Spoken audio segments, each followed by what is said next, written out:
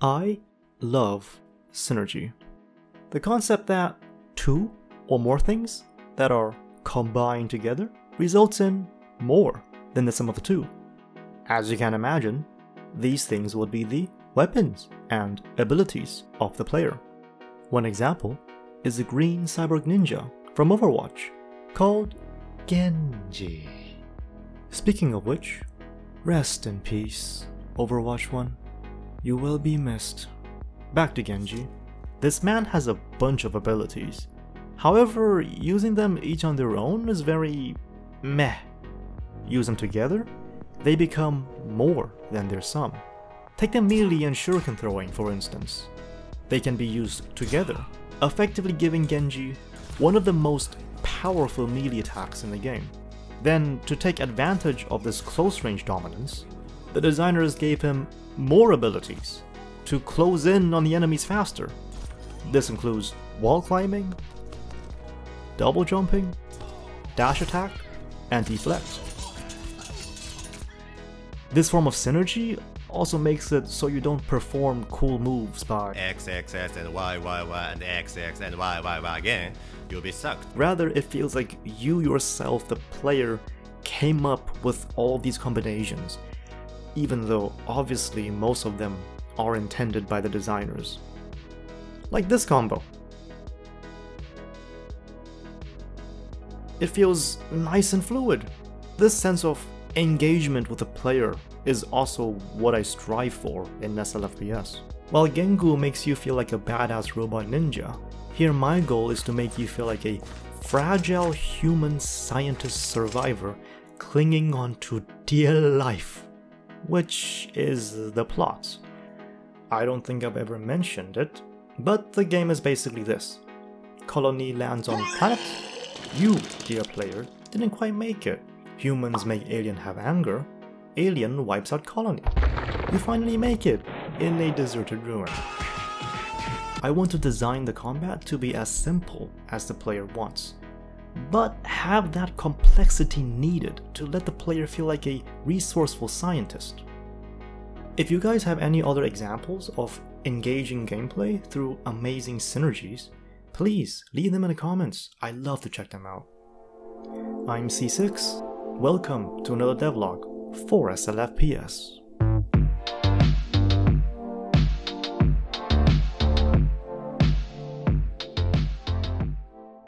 As before, let's explore what the player can currently do. Their main weapon that deals damage is the energy weapons. Oh, wait a minute, let's back up a bit. Let me briefly explain what attributes the player currently have. Health goes down when taking hits. When it hits 0, player dies. Energy. Used to perform actions. It recharges when not in use. It's stamina. Material. Also used to perform actions, but does not recharge when not in use. They can be refilled by consuming an item or visiting a save point.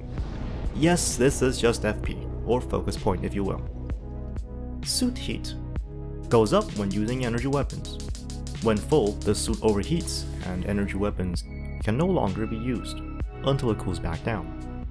As such, energy weapons by design have infinite ammo, intended as the primary source of damage. As a trade-off for the infinite ammo, they're also the only type of weapon that is incapable of damaging armor.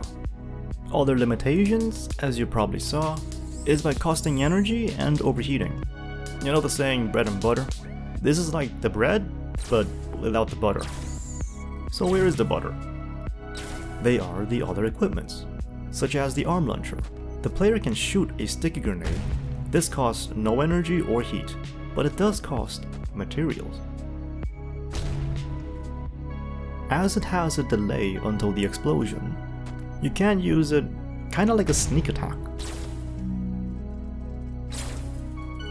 They also have a decently sized splash damage. They can be used as a finisher for low health enemies. And yes, it can blow you up too. Another finisher weapon would be the Plasma Blade. This weapon, while it uses energy, does not produce any heat to the suit, thus can be used even if the suit has overheated. To give melee a bit more depth, the rolling attack is implemented, or as I like to call it in this project, the heavy attack. I also just like how well it plays into the setting. Since the player is just a human, but supposed to be a smart one, they would utilize the thrusters not just for dodging, but also for enhancing their melee attack. This heavy attack is also used in throwable weapons, such as the rebar. The rebar is an item that can be picked up and thrown at enemies, like a spear. They cost no energy, materials, or heat to throw, making it effectively free. The trade-off being it cannot be stored in the player's inventory. Doing any other actions will drop the rebar. The vision, being all sorts of items scattered throughout the game, can be picked up and thrown at the enemies. Plates, books, chairs, cabinets, these will all become environmental weapons. For stuff that gets thrown at the player instead, a nifty interaction is added if it's blocked by the shield. The item bounces up, giving the player a small window to quickly pick it up for a counterattack. Of course, the player can choose to just dodge the attack instead of blocking it with the shield. Dodging gives the player the opportunity to land a heavy attack, as previously mentioned. Another mechanic is that dodging will cool off the suit faster, giving yet another reason for the player to choose dodging over shielding the attack. Now, you might be thinking, there are combos and all, but all that I mentioned doesn't seem to bring much variety to the playstyle. Also, these guys are going down really quickly. Isn't Dark Souls all about having difficult enemies? First off, these enemies are intended to be the early sections, designed to teach players about how the game works. As such, breezing past them is kinda to be expected if the player knows what they're doing. Actual players who are just starting out do get their asses kicked appropriately hard. If you want to watch, I have an entire video dedicated for that, right here. Second, there will be more variety of not just weapons, but different types of grenades for the arm launcher, melee weapons, shields, all types of stuff to provide more builds for different playstyles. Thirdly, you know what? Hold on. Here's a diagram showing all the mechanics that are implemented so far. As you can see, there are literally 7 other major mechanics that are not yet implemented. I would love to show them to you, but they literally do not exist.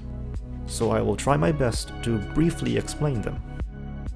Heat infliction, where repeatedly hitting the same spot with mainly energy weapons and some other type of weapons will deal increasing damage as the area heats up. The idea is to reward players for not just being able to position themselves and finding an attack window, but to have such mastery over their enemies that they can choose what position they want, therefore being able to find an angle to hit the same spot over and over again. Parry. Yes, I am planning to do parries. Ballistic weaponry. Weapons that cost material to fire rather than energy, but is able to damage armor. All primary weapons will also have the ability to change their firing modes, changing the weapon behavior entirely. An ability will be given to temporarily buff melee weapons. Suit modules, items that, when installed, provide passive buffs, kinda like rings. And who could forget general upgrades? Killing enemies give currency, there's also loot on the ground that gives currency, which can be spent to upgrade your suit and therefore your character, which should hopefully make certain builds more viable by investing in certain attributes. The eventual goal is to support a variety of playstyles, where they all feel natural and satisfying to use. As they get added, more devlogs are to come, so be sure to subscribe to follow along this journey. If you'd like to receive bite-sized updates, hopefully more frequent than these devlogs, Follow me on Twitter, X, Instagram, or TikTok, whichever you prefer. Thank you so much for reaching the end of this rather long video. As always, here's a bit of footage from one of the playtesters. Bye!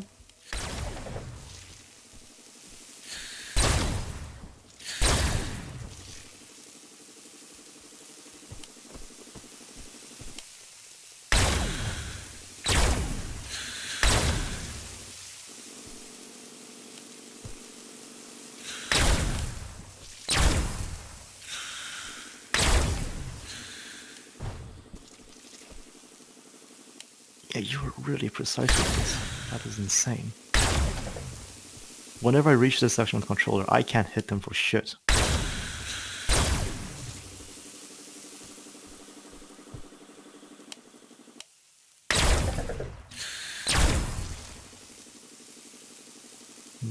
You know how to handle a joystick better than I do.